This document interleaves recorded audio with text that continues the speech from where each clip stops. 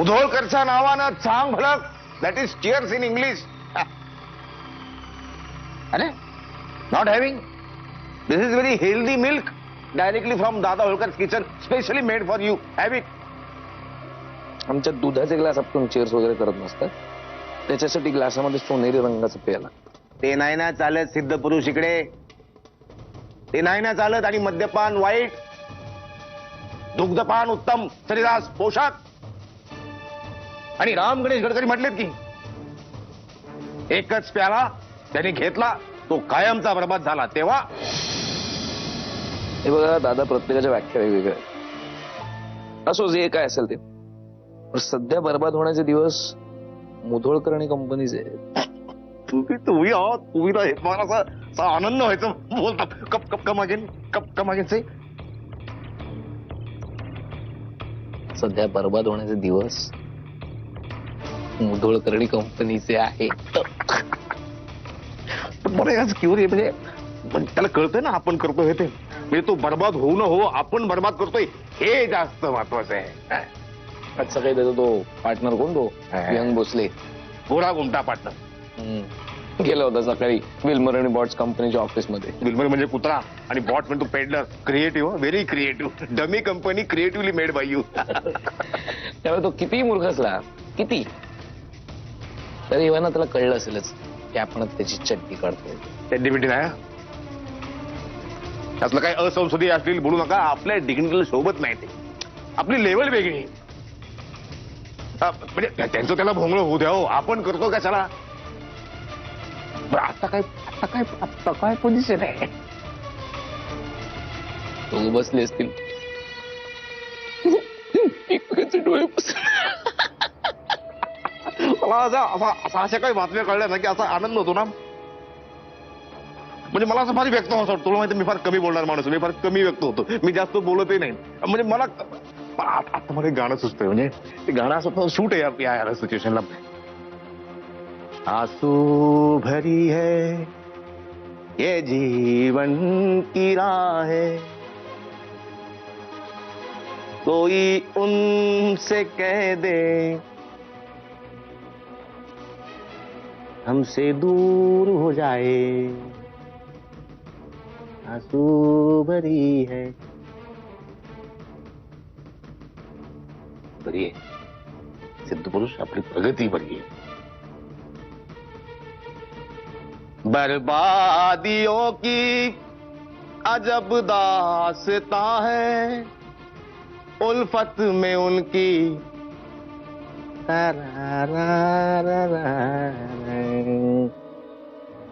आंसू भरी है.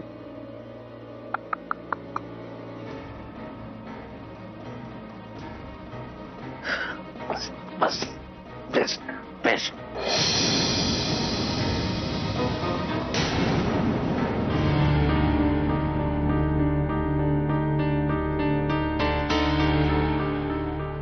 म्हणजे विल्मर अँड बॉट्स नावाची कुठलीही कंपनी अस्तित्वात नाही. होय, ती कंपनी खोटी, त्यांचं ऑफिस खोटं, माणसं खोटी, सगळंच खोटं. पण तू मला त्यांची एक वेबसाईट दाखवली होतीस. एखाद्या वेब डिझायनरच्या तोंडावर 1000 रुपये फेकले ना की अशा साईट सहज बनवून मिळतात. पण ही अक्कल मला तेव्हा नाही आली. तेव्हा मात्र मी अनाड्यासारखा व्यंग,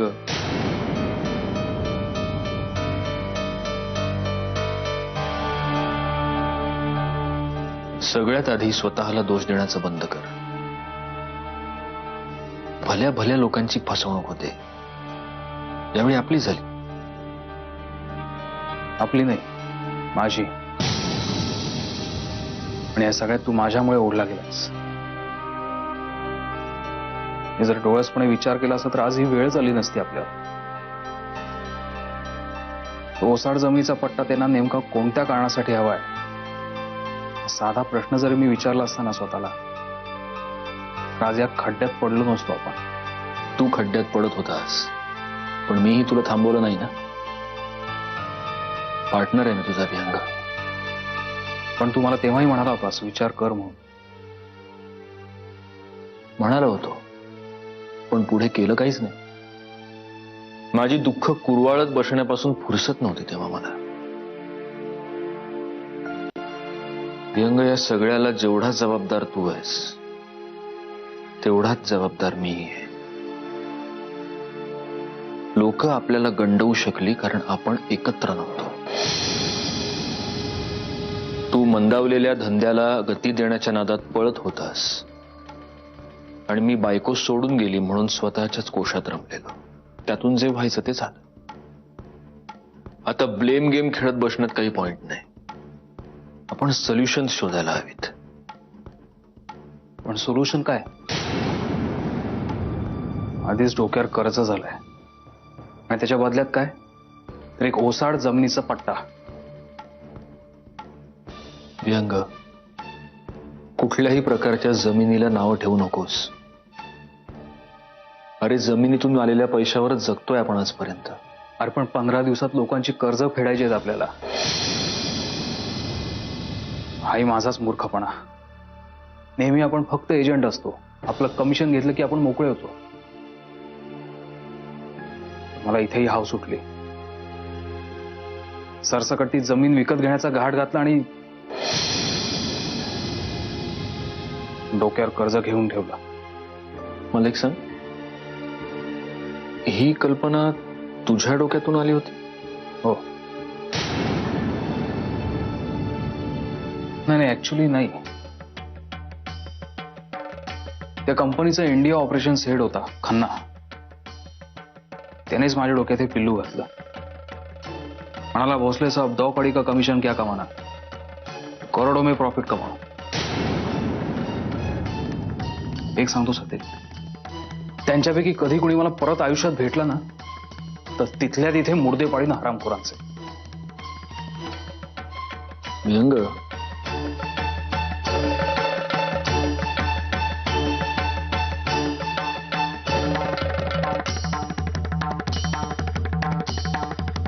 आपल्या डोक्यावर कर्ज व्हावं हाच हेतू होता या सगळ्या मागचा. अरे पण आता सगळ्यात पहिली प्रायोरिटी म्हणजे डोक्यावर जे कर्ज झालंय ते कर्ज फेडायचं आणि ते फेडू आपण. पैसे उभे करू तेवढी पत आहे आपली बाजारात. हा, तर त्याच्यासाठी दुसरं कर्जच काढावं लागेल, पण निदान आपल्याला थोडा वेळ तरी मिळेल. मी एक काम करतो, मी आता ऑफिसला जातो, तुला 2-3 तासात फोन करतो. अरे पण सत्यजित, मी सुद्धा येतोय ऑफिसला तुझ्याबरोबर. नाही, तू आता इथे झोपणार आहेस. काय? हो. विहंग, स्वतःचा अवतार बघ. रात्रभर झोपला नाहीयेस तू. हे बघ, तू माझा पार्टनर नंतर आहेस, मित्र आधी आहेस. कळलं? मी इथे घरी सांगून जातोय, तुला 2-3 तास कुणीही डिस्टर्ब करायला येणार नाही. तू इथे झोप, मी तुला फोन करेन. चल, bye. Satyajit, I am really sorry. मी माझ्यामुळे तुला shut up and good night. अजून लढाई बाकी आहे राजे. थोड़ा जीवाला आराम द्या. बचेंगे तो और भी लड़ेंगे, और इस बार लड़ेंगे तो जीत कर ही रुकेंगे.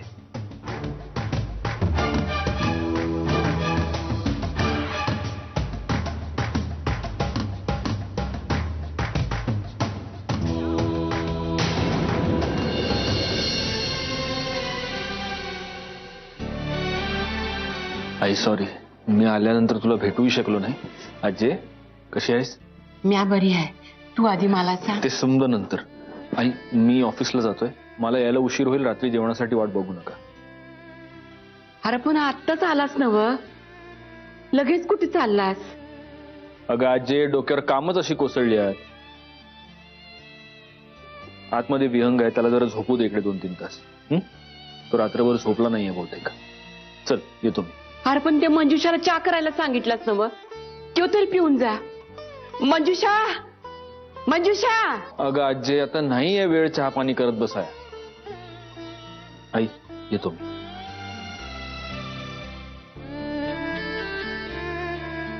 काय दगदग चालली या पोराची. पाण्याचा थेंब सुद्धा घेतला नाही बघ त्यानं. अगं शाळेत तू तरी सांगायचं होतंस त्याला. जाऊ देत त्याला सासूबाई. आज खूप दिवसाने मला सत्याच्या डोळ्यामध्ये ती जुनी तडफ दिसली, तोच आवेश दिसला. माझा पूर्वीचा सत्य जर मला परत मिळणार असेल ना, तर अशा अनेक संकट मंजूर आहेत मला.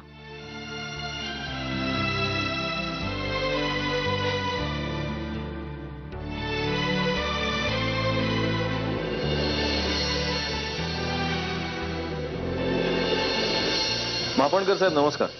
सत्यजित मुधोळकर बोलतोय. हो नाही आठवण तर नेहमीच येते, पण तुमच्यासारख्या बिझी माणसाला कुठे त्रास देणार. पण ऍक्च्युली आज त्रास देण्यासाठीच फोन केलाय. एक बिझनेस लोनचं काम होतं. हा हो नाही मी येतो ना. हो हो हो सगळे पेपर्स घेऊन येतो. Okay sir thank you so much. Bye.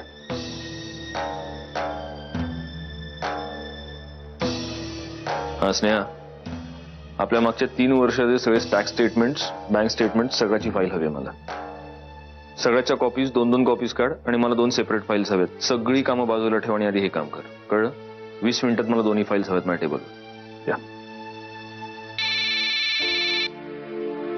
Hello. हाय. कोण?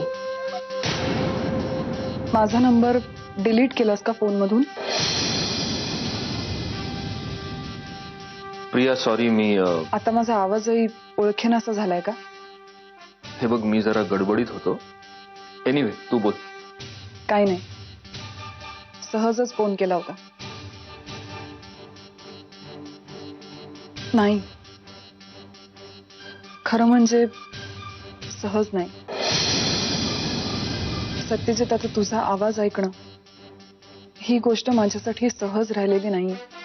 प्रिया जर काही अर्जंट नसेल तर प्लीज नंतर बोलूया आपण. ते बघ मी खरंच खूप घाईत आहे, माझ्याकडे वेळ नाही आता बोलायला. Please bye.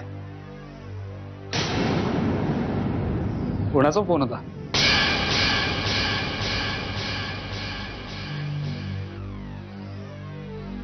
सत्यजितचा. सत्यजितचा? आणि कशासाठी फोन केला होता तुला? तुझ्या फोन मध्ये त्याचा नंबर आहे ना, फोन करून त्यालाच विचार ना. पण काय बोलणं काय झालं तुमचं? काही खास नाही, सहजच. म्हणाला बरेच दिवसात तुझा आवाज ऐकला नाहीये. मी म्हणाले मला वेळ नाहीये बोलायला आणि फोन ठेवून दिला. तुझा आवाज ऐकण्यासाठी फोन केला होता त्याने? आता तो जे बोलला तेच मी तुला सांगतेय. कसला नीच माणूस आहे हा. त्याची खोड मेल्याशिवाय जाणार नाही. यापुढे तू त्याचा फोनच उचलू नकोस. आणि मग त्यांनी इथे येऊन तमाशा करायचा. तो इथे आला ना तर तू काहीही करू शकणार नाही सुहास. कारण तू जिला तुझी बायको म्हणतोस ना, तिला गेली 3 वर्ष पोसलाय त्यांनी आणि त्याच्या घरच्यांनी. उद्या तो आला आणि म्हणाला मी माहेरचा माणूस आहे, सहज भेटायला आलो, पाप तुमच्या मनात आहे, तर तू काय करणार आहेस? आणि सुहास, सत्यजितची ही वाईट नजर मला आज कळले असं नाहीये. गेली 3 वर्ष हा त्रास सहन करते मी, आणि तरी सुद्धा त्याला दाद न देता मी त्याच घरात राहते. त्यामुळे स्वतःला त्याच्यापासून कसं जपायचं ना, हे मला चांगलंच कळतं. तुझा जरी माझ्यावर विश्वास नसला तरी माझ्या मनात तुझ्याविषयी कुठलाही संशय नाहीये. तरी सुद्धा माझं कॅरेक्टर चेक करायला तुला मंजिरीकडे जावं लागतं ना. प्रिया मी काय केलं म्हणजे तुला पटेल? मला काल मंजिरीला अजिबात भेटायचं नव्हतं. खरंच. आता काय मी भिंतीवर डोकं आपटून घेऊ का? तुझ्या संशय घेण्याला मी ऑलरेडी एवढी कंटाळले. तू कशाला? मी स्वतःचं डोकं फोडून घेते. Priya I am telling you for the last time. Priya मी माझ्या स्वतःची शपथ घेऊन सांगतो की माझ्या मनामध्ये तुझ्याविषयी संशय नाहीये. सत्यजितला काय वाटतं, मंजिरीचं तुझ्याविषयी काय मत आहे, हेल विथ इट. माझ्या मनामध्ये तुझ्याविषयी फक्त प्रेम आहे, फक्त प्रेम. सुहास, हे तुझ्या वागण्यातून दिसलं ना तर खूप बरं होईल. प्रिया,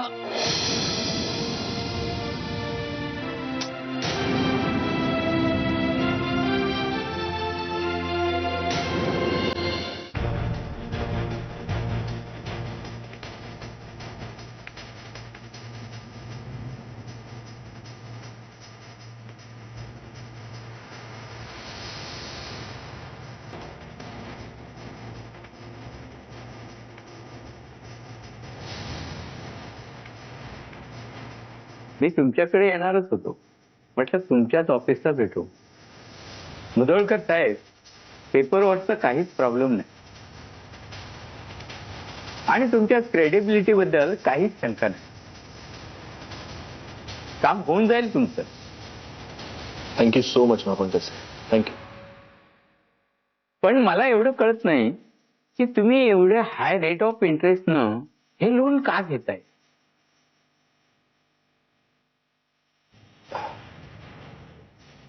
त्याचं असं झालं साहेब की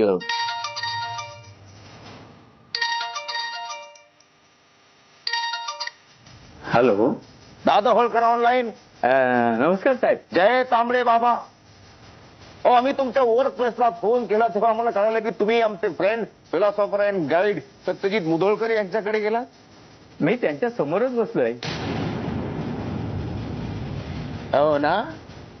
आपण तर साहेब, आपला जुना स्नेह आहे, आपला जुना जिव्हाळा आहे. त्यामुळे तुम्ही कुठल्या खड्ड्यात पडणार असाल, संकटात सापडणार असाल तर तुम्हाला वेळीच त्याची जाणीव करून देणं हे माझं इष्ट कर्तव्य नव्हे का. त्यासाठीच हा फोन प्रपंच केला आहे. तुम्ही कशाबद्दल बोलताय, मला काही कळत नाही. सांगतो ना. आता तुमच्या समोर जो माणूस बसलाय सत्यजित मुधोळकर नावाचा, नीच माणूस आहे एक नंबरचा. स्नेक, साप आहे तो, साप. नुसता साप नाही महापणकर साहेब, फायनान्शियल कंडिशन मध्ये अडकलेला साप आहे आणि तेही त्याच्यात नीच वृत्तीमुळं. काय झालंय, एक पडीक जमीन चढ्या भावाने एका फॉरेनच्या कंपनीला विकायचा, त्यांच्या गळ्यात मारायचा प्लॅन होता ह्या नीच माणसाचा. ती माणसं हुशार, त्यांनी लगेच ओळखलं काहीतरी फ्रॉड आहे म्हणून. त्यांनी ह्याला फाट्यावर मारला. दे बीट हिम ऑन फाटा. दुसरी महत्वाची गोष्ट, सत्यजित मुधोळकरनी तुम्हाला काय भारताचे अर्थविषयक धोरण ह्या विषयावर चर्चा करायला बोलवलं नाही. तुम्ही एका प्रतिष्ठित बँकेचे मॅनेजर आहात महापणकर साहेब. त्याला कर्जाची गरज आहे. तो तुमच्याकडे कर्ज मागणार आहे आणि तुम्ही सरदय बँकेचे मॅनेजर लगेच तयार व्हाल म्हणून तुम्हाला वेळेत सावध करायला हा फोन केलाय. कसं आहे साहेब, एखाद्याचे पेपर्स इन प्लेस असतील तर आम्ही त्यांना नाही म्हणू शकत नाही. अगदी बरोबर. पण चारित्र्याचं काय, नॉट अबाउट कॅरेक्टर. कॅरेक्टर बद्दल खूप बोलता येईल या माणसाच्या ढीकभर गोष्टीत माझ्याकडे. पण गुन्हेगारी, क्रिमिनल, हा क्रिमिनल आहे हा माणूस एक नंबरचा. काय मग काय. अहो त्यांचे सासरे पृथ्वीराज सरनाईक, सख्खे सासरे, सख्या सासऱ्याच्याच घरावर दरोडा टाकला हो या माणसाने. दरोडा. अटक झाली होती, जामिनावर सुटलाय हा मुधोळकर जो समोर बसलाय तुमच्या. पण हे मला माहित नव्हतं. मग मी काय तुम्हाला आजचा बाजारभाव सांगायला फोन केलाय महापणकर साहेब. एक्सक्यूज मी महापणकर साहेब, तुम्ही कोणाशी बोलताय.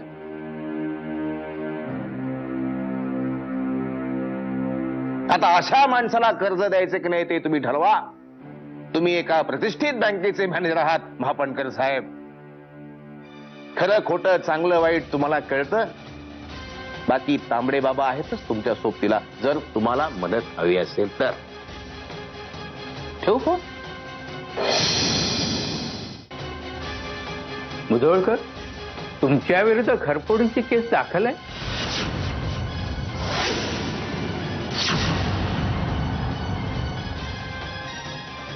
तुम्हाला आता कोणाचा फोन आला होता? पृथ्वीराज सरनाईकांचा.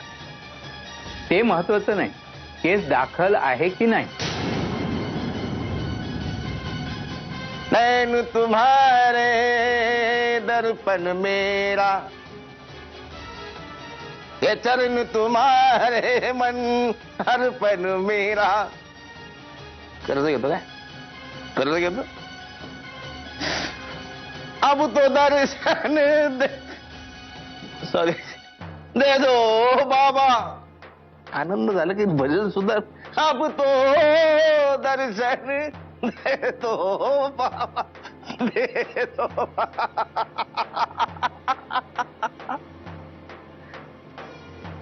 तुम्ही साप आहे ना मुधोळकर, आणि मुंगूस आहोत. आपली लढाई चालतच राहणार. बघू तुम्हाला कसं कर्ज मिळतं ते. मी त्याची व्यवस्थाच करून ठेवली, तुम्हाला खूप कर्ज मिळावं, पोतं पोतं भरून कर्ज मिळावं तुम्हाला. सदा सत्य की राह चलू मैं, आपके पग को कभी न धरू मैं, सनो भक्त की जो. अति आनंद बरना आहे, अति आनंद बरा नव्हे, अति आनंद खरंच बरा नव्हे.